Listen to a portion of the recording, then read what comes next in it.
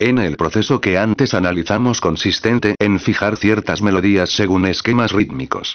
Además de la evidente influencia en términos como la ballata o balada trovadoresca, tuvieron gran popularidad las estampiés y los saltarellos. Hay tipos de danza religiosa, vinculados a las representaciones teatrales que se hacían en las iglesias sobre la Pasión, la Navidad, etc. En España se ha mantenido la tradición del canto de la sibila.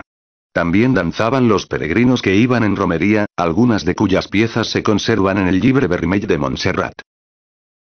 No conservamos especificaciones concretas que nos digan si tal o cual obra ha de ser cantada o tocada también con instrumentos, y menos sabemos qué tipo de instrumentos deben tocarse.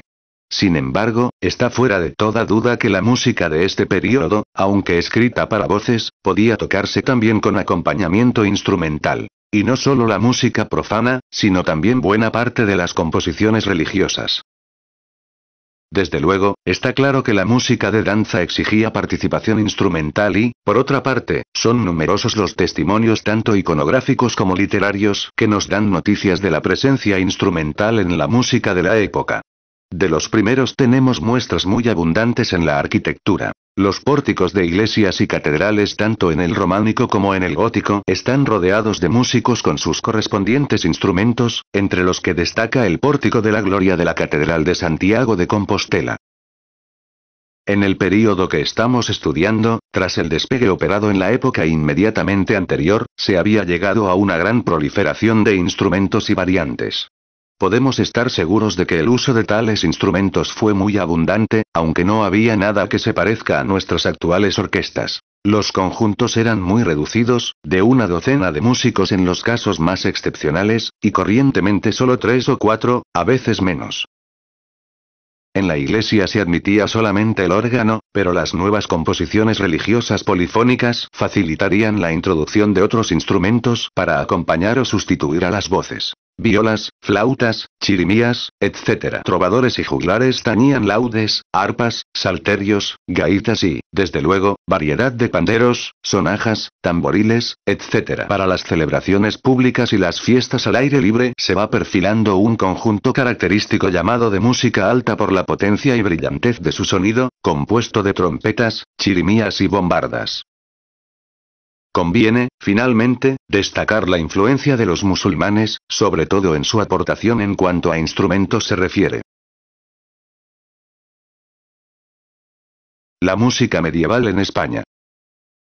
Las orientaciones de la música en la Edad Media proceden de Francia, desde donde se irradia su influencia a los demás países.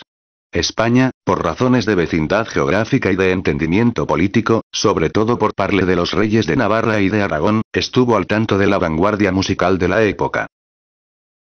El Códice Calixtino está constituido por 5 partes referidas a diversos aspectos de la peregrinación a Compostela.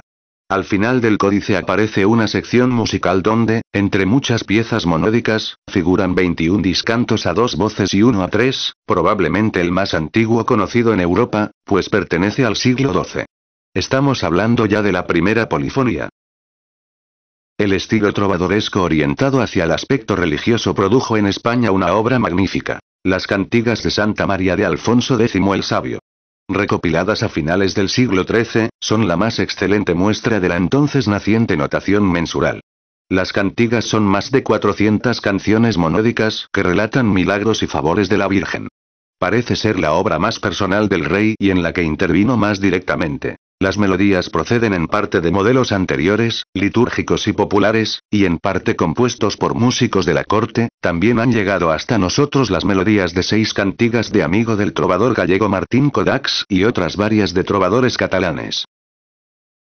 En cuanto a la música polifónica, también nuestros músicos estaban al día de las nuevas corrientes. Así lo atestigua el Códice del Monasterio de las Huelgas, que contiene composiciones monódicas y polifónicas de los siglos XII al Xif y en su conjunto de 186 obras resume la práctica del ars antiqua en España, además de contener un credo del ars nova y un ejercicio de solfeo a 2 voces, único conocido del repertorio medieval. Su repertorio lo integran las formas principales del ars antiqua. Conductus, motete, organum, etc., según el estilo de la Escuela de París, aunque muchas de sus obras parecen ser de creación propia española. El Llibre Vermell de Montserrat, llamado así por el color de